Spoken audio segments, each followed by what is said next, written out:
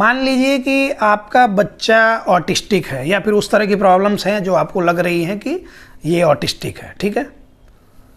दिन रात वो क्या करता है, सोफे पे, जैसा ये सोफ़ा आप देख रहे हैं, इस तरह का सोफ़ा आपके घर में है, वो सोफे पे ऐसे बाउंसिंग कर रहा, या बेड पे खड़ा होकर बाउंसिंग कर रहा, पार्क में जा रहा है तो ट्रैम्पोलिन पे बाउंसिंग कर रहा, और थेरेपी सेंटर में जा रहा है तो जिम बॉल पे बाउंसिंग कर रहा, ठीक है। आपको कॉन्सेप्ट ये सिखाया जाता है कि इसको जितना थका दो, मतलब बाउंसिंग कराते कराते थका दो तो ये स्थिर बैठेगा। लेकिन आपने कभी नोटिस किया कि वो बाउंसिंग कर रहा है तो और एक्साइटेड हो रहा है, मतलब क्या हो रहा है कि उससे किक मिल रही है, उसकी प्रॉब्लम और बढ़ रही, वो आवाज़ निकाल रहा है, खूब खुश हो रहा है, जंप करके नहीं, बाउंसिंग करके वो खूब खुश हो रहा। तो आपको क्या लगता है कि इससे प्रॉब्लम बढ़ेगी या फिर कम होगी? अपने थोड़ा सोच के देखिएगा। अगर आप इसको अच्छे तरह से सोचेंगे तो फिर आपको समझ में आएगा कि ये प्रॉब्लम बढ़ा रहा है, कम नहीं कर रहा। ये ही कॉन्सेप्ट हम बार बार समझाना चाहते हैं कि नॉन टेक लोग जिनको कुछ आइडिया नहीं है, उनका वीडियो देख के और आप वही चीज़ को फॉलो कर देते हैं और उसके बाद बच्चे की प्रॉब्लम बढ़ा लेते हैं। आपको लगता है कि ये ठीक हो रहा है, लेकिन उसकी तो प्रॉब्लम और बढ़ रही है। तो बच्चे में जब क्या होता है कि सिटिंग इंटॉलरेंस हो, एक जगह बैठ नहीं रहा, दिन भर कूद रहा, मतलब कि और जंपिंग की एक्टिविटी कराएंगे तो इससे प्रॉब्लम बढ़ेगी, कम नहीं होगी। किसी का मान लीजिए जैसे बीपी हाई रहता है तो उसको क्या करें, हम नमक का घोल पिला देंगे, एकदम हाई हो के एकदम शांत हो जाए, उसके बाद वो लो हो जाएगा। ऐसा होगा क्या? वो हाइपर टेंशन की प्रॉब्लम है तो चीज़ें अवॉइड करते हैं ना कि ये नहीं, नमक वाली चीज़ें नहीं देना, कच्चा नमक तो खासकर, मतलब ऊपर से नमक नहीं देना। इसके अलावा ध्यान रखना तो पनीर दूध के आइटम्स कम देना, कि उसको मतलब जो भी चीज़ें ब्लड प्रेशर बढ़ा सकती है वो सारी चीज़ें कम देना किया जाता है। उसको बोला जाता है कि तुम थोड़ा टहला करो, थोड़ा एक्सरसाइज किया करो, ताकि पेरिफेरल रेसिस्टेंस बढ़े, तो ब्लड का सर्कुलेशन प्रॉपर हो, तो प्रेशर कम हो, स्ट्रेस कम लिया करो, ये सारी चीज़ें बताई जाती हैं। तो ये सारी स्ट्रेटजी है, ये कामिंग स्ट्रेटजी है, मतलब उसको स्थिर करने के लिए है। हम क्या कर रहे हैं कि बच्चे को हाइपर एक्टिविटी है, सिटिंग इंटॉलरेंस की प्रॉब्लम है, हम और उसको ही बढ़ाए जा रहे हैं, उसको कुदाए जा रहे हैं, प्रॉब्लम और बढ़ रही है। कहता है लोग कि थक जाएगा, अरे थकेगा कैसे? वो जितना जंप कराओगे जंप करेगा, कंटिन्यूअसली जंप करेगा, जितना झूला झूलाओगे झूलेगा, कंटिन्यूअसली झूलते रहेगा, तो प्रॉब्लम और बढ़ती जाएगी, कम नहीं होगी। इस कंडीशन में सिटिंग टॉलरेंस इंप्रूव करने की ज़रूरत है। जितना जल्दी वो जंपिंग रोकेंगे उतना सही है, उसको रोकने की ज़रूरत है, सिटिंग टॉलरेंस बढ़ाने की ज़रूरत है, स्क्वाट सिटिंग में, क्रॉस सिटिंग में। इसके अलावा उठक बैठक, ये सारी एक्टिविटीज़ कराने की ज़रूरत है। इसके अलावा काफ मसल, मैक्सिमम बच्चों में जो ये जंप करते रहते हैं इस तरह, और टो वॉकिंग जो करते रहते हैं, इनमें काफ मसल होता है हमारा घुटने के नीचे, पैर के पीछे जाएंगे, घुटने के जस्ट नीचे वाला जो मसल होता है वो काफ मसल होता है। काफ मसल में टाइटनेस होती है। उसके नीचे आएंगे तो काफ मसल का टेंडन, एड़ी के पास एक पतला सा ऐसे हड्डी का स्ट्रक्चर जो दिखता है वो टेंडन है, तो उसको एक्लिस टेंडन बोलते हैं। तो वो काफ मसल का टेंडन है, गैस्ट्रोसोलियस का टेंडन होता है वो। तो वो गैस्ट्रोनीमियस और सोलियस मसल जो होता है, काफ मसल में 3 मसल होते हैं, गैस्ट्रोनीमियस, सोलियस और प्लांटरिस। तो गैस्ट्रोनीमियस और सोलियस मिल के वो टेंडन बनाते हैं, जो कि मतलब काफ मसल को वहाँ ले जाके हमारे ये के पास जोड़ते हैं, हिल के पास जो बोन होता है उससे वो जोड़ते हैं। तो वो टेंडन भी टाइट होता है। उस कंडीशन में बच्चे क्या करेंगे कि एड़ी उठा लेंगे, पंजे पे चलेंगे। उस कंडीशन में भी जंपिंग, वो बाउंसिंग रोकने की ज़रूरत है, और उसके लिए काफ मसल को रिलीज करना, टेंडो एक्लिस को रिलीज करना, उसके लिए प्रॉपर स्ट्रेचिंग, प्रॉपर उसके लिए वाइब्रेशन, सॉफ्ट टिश्यू मैनिपुलेशन, तेल से मसाज नहीं, ये सारी चीज़ें नहीं करनी होती है। तो ये उसके लिए प्रॉपर स्ट्रेचिंग होगी, प्रॉपर सॉफ्ट टिश्यू मैनिपुलेशन होगा, प्रॉपर वाइब्रेशन होगा, फेशियल रिलीज तक की नीड होती है। वो सब किया जाएगा, तब जाके बच्चे में स्थिरता आएगी। नहीं तो बच्चा ऐसे ही भागते दौड़ते रहेगा, और आप लाख कोशिश करेंगे, जितना जंप करेंगे प्रॉब्लम तो बढ़ती जाएगी, और उसके बाद मैक्सिमम गंवार लोग का चैनल हम देख रहे हैं, वो कह रहा है कि तेल लेके मालिश कीजिए, बच्चा पैर उठा के चलता है, तो उससे प्रॉब्लम और बढ़ जाएगी काफ मसल पर।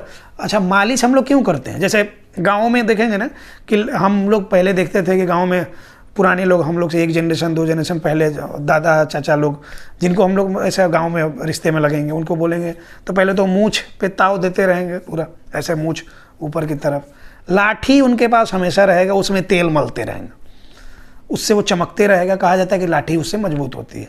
तेल का मालिश करना मतलब मजबूती के लिए ही कर रहे हैं हम, तो वो तो निर्जीव चीज़ है, लाठी है, और उसका तो हम नहीं कह सकते। लेकिन बॉडी में भी जो मसाज हम करते हैं, वो बॉडी को एक तो ब्लड सर्कुलेशन, जब मसाज आप करेंगे तो क्या होगा कि वहाँ पे जो भी फॉरेन बॉडी पार्टिकल है वहाँ से हटेंगे, फ्रेश ब्लड आएगा, और उससे क्या होगा, न्यूट्रिशन आएगा, तो बॉडी मजबूत होगी। मजबूती के लिए करते हैं, स्ट्रेंथ के लिए करते हैं। तो जब काफ मसल ऑलरेडी टाइट है, उसको जितना मसाज हम करते जाएंगे, सही तरीके से पता नहीं होगा, तेल रगड़ते जाएंगे, काफ मसल और टाइट होगा और बच्चा पैर उठा के चलना शुरू कर देगा। तो जैसे वहाँ जंपिंग करा रहे थे वो गलत था, यहाँ पे मसाज कर रहे हैं वो गलत है। ये ही सारी चीज़ें नहीं समझने की वजह से आप अपने बच्चे की प्रॉब्लम और बढ़ा लेते हैं, कम नहीं करते हैं। तो ये ही सारी चीज़ें सिखाने के लिए हम हैं, आपको वेल ट्रेंड करने के लिए हम हैं। देश दुनिया जहाँ भी आप बैठे हुए हैं, वहाँ से अगर मेरी भाषा आपको समझ में आ रही है, ठेठ हिंदी है, तो मैक्सिमम लोगों को समझ में आ ही रही होगी। तो जहाँ से भी समझ में आ रही है आपको बात, आप समझिए कि अगर कुछ गलत कर रहे हैं तो उसको तुरंत रोकिए, और अपने बच्चे के फ्यूचर के बारे में सोचिए कि आप गलत चीज़ों पे जाएंगे तो बच्चे की प्रॉब्लम बढ़ते जाएगी। तो ये ही कहते हैं कि हर एक बच्चा अपने आप में यूनिक है, उसके लिए सही से डायग्नोसिस असेसमेंट ज़रूरी है, उसके हिसाब से उसका मैनेजमेंट किया जाएगा तो बच्चे में इम्प्रूवमेंट होगी, गारंटीड इम्प्रूवमेंट होगी। कितने बच्चों का लार गिरता था और लार गिर रहा है, उसका कोई सोल्यूशन ही नहीं बता रहा, क्योंकि किसी को पता ही नहीं है। सब तो क्या है कि मैक्सिमम जो बच्चों के पेरेंट्स वीडियो बना रहे हैं बच्चों के नाम बेच के, वो खुद थेरेपी सेंटर में कहीं लेके जा रहा है अपने बच्चे का इलाज कराना, आपको आके इधर ज्ञान दे रहा है, कहीं लेके जाने की ज़रूरत नहीं, आप यहाँ से कीजिए। वो वहाँ से उल्टा पुल्टा सीख के आ रहा है और वही आके यहाँ चेप दे रहा। तो जहाँ वो जा रहा उसको भी नहीं पता कि लार को कैसे कंट्रोल करेंगे, ये आधा सीख के आया ही, इसको भी नहीं पता कैसे ये करेंगे। उस कंडीशन में प्रॉपरली देखना होता है कि ये जो मसल, ये जो हमारे जितने भी मसल होते हैं या फेशियल मसल, उनमें प्रॉपर स्ट्रेंथ नहीं होने की वजह से भी लार को कंट्रोल नहीं कर पाते, गिरेगा। टंग टाई के कंडीशन में भी लार गिर सकता है। ग्लोबल डेवलपमेंटल डिले के केस में ऐसा हमेशा होता है। बच्चा जन्म के टाइम में रोया नहीं तो हाइपोक्सिया हुआ, उसके बाद से उसमें वीकनेस आई, तो उसकी वजह से भी होता है। तो मैक्सिमम केसेस में ऐसा होता है। उसको कंट्रोल करने के लिए मोटिवेशन काम नहीं आएगा। कोई मेंटर आपको मोटिवेशन दे रहा है, उससे काम नहीं आएगा। कोई आपको मोटिवेशनल स्पीकर, कोई लाइफ कोच ज्ञान दे रहा है, उससे नहीं होगा। उसके लिए प्रॉपर ये फेशियल मसल का स्ट्रेंथ बढ़ाना ज़रूरी है, उसके लिए स्टिमुलेशन ज़रूरी है। तो उसके लिए जो स्पेशलाइज्ड डॉक्टर हैं, उसके लिए जो स्पेशलाइज्ड हैं, रिहैब के एक्सपर्ट हैं, वही करेंगे। हमने कई केसेस को ऐसे मैनेज किया, ठीक किया। अभी हमारे पास एक बच्चा है, उत्तराखंड से आया है, उन लोग 2-2.5 महीने से हैं हमारे यहाँ, और बच्चे में और थोड़ी बहुत प्रॉब्लम्स और थी, मैक्सिमम मेजर प्रॉब्लम ये है, और उसको अभी मैनेज किया जा रहा है। तो यही सारी चीज़ें हम कहते हैं कि सही तरीके से बच्चे को डायग्नोस करना, उसके हिसाब से मैनेज करना, तभी बच्चा ठीक होगा। Need based therapy, evidence based approach, hit and trial method नहीं, डिमांड बेस्ड थेरेपी नहीं। आपने कहा कि हमारे बच्चे को बोलने नहीं आ रहा, उसने कहा कि चलो स्पीच थेरेपी करा देते हैं, और फिर क्या हो रहा है कि बोलने भी नहीं आ रहा, उसका स्पीच थेरेपी भी चल रहा, और जो बोलना चाहिए वो तो नहीं बोल रहा, जो बोल रहा है वही रिपीट करके ये बोल दे रहा। ये प्रॉब्लम। इसलिए कहते हैं कि सही चुनाव कीजिए, आंख बंद करके कहीं भी मत चले जाइए और बच्चे की प्रॉब्लम बढ़ा मत दीजिए। तो जो लोग भी देख रहे हैं इस तरह की प्रॉब्लम, जो अपने बच्चे में प्रॉब्लमेटिक थेरेपी ऐड कर चुके हैं, उसको तुरंत बंद कीजिए।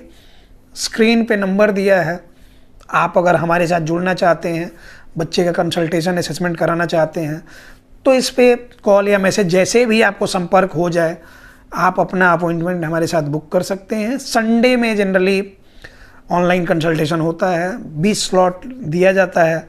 टाइम के हिसाब से जितना मेरे पास टाइम अवेलेबल होता है, क्योंकि संडे में बहुत सारे वर्क्स होते हैं, पर्सनल काम भी होता है, उनको निपटाना होता है, तो जितना समय हमारा होता है हम लोगों के लिए देना चाहते हैं। तो आप अपना एक सूटेबल स्लॉट बुक कर सकते हैं और बच्चे का कंसल्टेशन करा सकते हैं, और उसके हिसाब से आगे need based therapy proper plan एक ले सकते हैं। उसके अकॉर्डिंग काम करेंगे, आपके बच्चे में गारंटीड इम्प्रूवमेंट होगी पहले महीने से। इसीलिए कहते हैं कि बी वेयर बी पॉजिटिव, तब आपका बच्चा ठीक होगा। तो उम्मीद करते हैं कि आपको सारी बात समझ में आ गई होगी। अब इन्हीं सब बातों के साथ इस टॉपिक को क्लोज करेंगे। मिलते हैं किसी नेक्स्ट टॉपिक में। धन्यवाद।